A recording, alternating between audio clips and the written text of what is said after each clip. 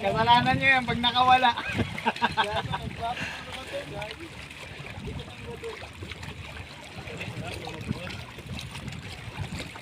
Ay, salon? Oo, nakuha niya. Di, yung mga nakapatong yung laya. Kaso yan yung Nakaangat. mahirap mabato eh. Kalabas? Pag mabato kasi, sisik-sik yan sila sa bato.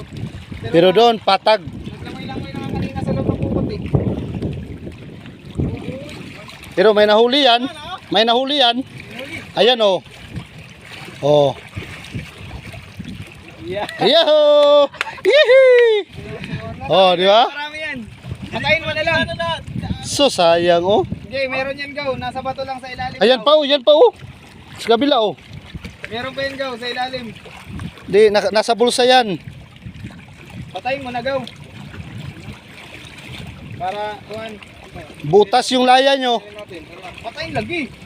Malalaki pa gaw. Uy, malalaki pa naman oh. Kung ano yun ha. Kung iangat mo eh. Di kaya ilagay natin yung ano dito, pukot. Dito sir, kay daghang mga... Marami din, magaganyan din. Ganun ba? Oo sir. Mga ingana po ni sulod dito. Oh, laki na. Dito, hagis mo. Laki gaw. Ay, wag. Ayan, yan. Kunin mo. Dito. Sus, malalaki na oh. Nakuha diri oy. Okay lang yan. Unti-unti lang. Meron pa yan, hindi lang isa. Malaki na oh. Wow, di na masiro. Hindi lang yan isa gaw. Marami yan pa. Tingnan sir, patingin. Ayos.